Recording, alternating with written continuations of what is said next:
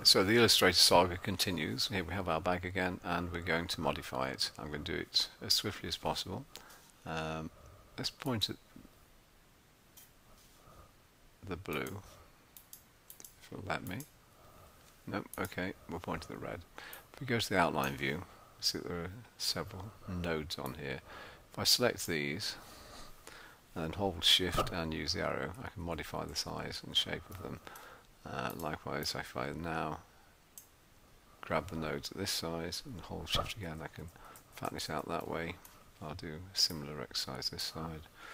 Hold shift, fatten it out that way, about the same number of clicks. Okay, there's a path here I'd quite like to modify. If I hold that one and that one first of all to choose them, then I want the actual node points, so I click on them together without swearing or deviating from my ambition. Hold shift and they should move down with me. So we're extending this part of the pattern to make it a bit of a feature. A panel running down, that's too far. Let's come back. Okay, so look how that looks in the preview view. I'm hoping it looks interesting and different. Yeah, we're already on our way to a different design. So it's a fatter bag with a strap that goes down further. I might dispense with this brown part if I can select it. We have a problem. The red that I'm clicking on here is stuck in front. No, it's not the red, it's the overlay of gradient. I want to make that go deeper into the stack, so I'm going to object arrange, I'll send it to the back, which is a bit unfair, but then if I send the red to the back as well, they should meet up again if we're lucky. Send to back, leaving us the opportunity to select a few things in front of there. So now if I point at blue, I get blue. Excellent. Let's try. I've fired up a swatch library here. There's some patterns we can superimpose. Before I superimpose though, I'm going to select the two items here. There are two paths, and if I go to Pathfinder, I'm going to divide, so I get an inner and an outer area. Okay, that's not quite what I expected, but it's interesting. It means that I've got gradient within. Hold on. I'm going to be in such a mess here if I'm not careful. I'm going to reverse those. And then I'm going to duplicate that heart of that. That's Control C, Control V. So I've got to, I don't know what that was.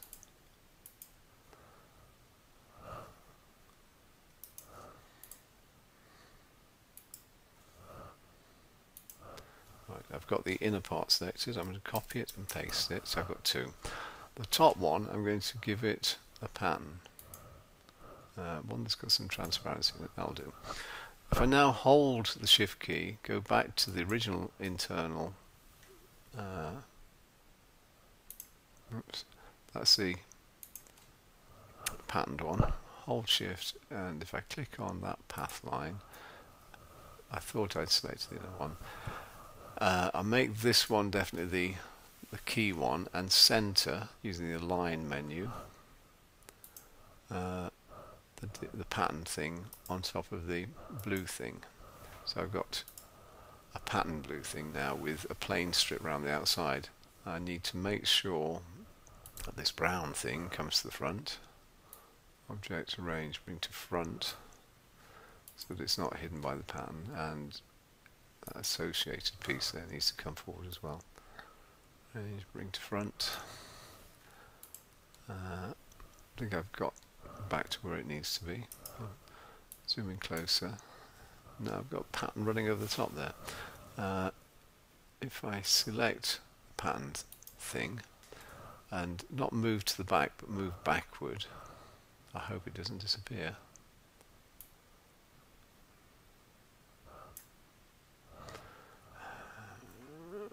Right, let's give ourselves a break here and see if we can get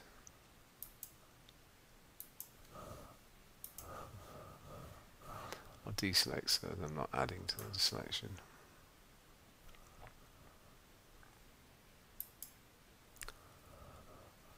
I don't know what I've selected now. I think it's the blue. I'm trying to get this brown job. Got it. That's going to come to the front. Then back one. Right, so we've got the stitching on the top again, which is good. We go Command 0 to take an overview. I think I've got to have a rest now after that excitement. So we've modified to a certain level. What I'd quite like to do before I move on from here is pick up the blue outer path and do a drop shadow from that, so it looks like it's floating over the surface of the red. So last effect before we store this effect, stylize, and this drop shadow.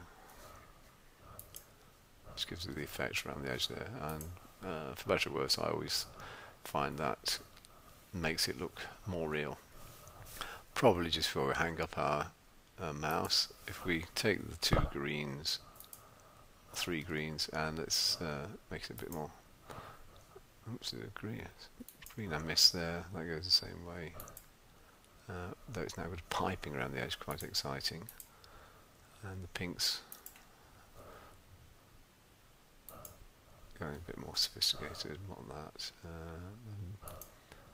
That looks expensive, and I don't want the pattern going over it, so I'm going to choose the pattern bit and move it back until it stops messing.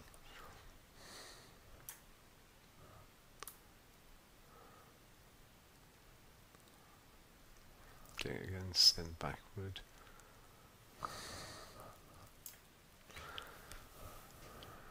And again.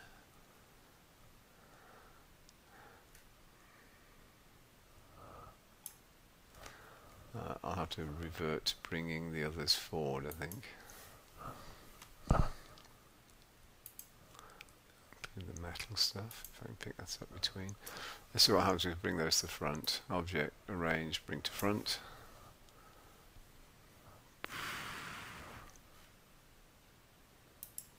I'm going to have to go to the other view to get hold of some of these bits. Right, if I click on that path, it's definitely selected. Hold Shift, I want the metal, and the two elements of that strap. I've now got them definitely selected. Preview view, and all make a wish that this comes to the front. Ready? Bring to front. Okay, so now it doesn't look like we've got pattern printed on the metal and everything else. The metal needs to come to the front at the expense of the strap. It's more like it. And so should these two little staples, whatever you call them, and they're to the front. Okay, and actually having done that, I realise that this one is a front runner. Object, bring to front.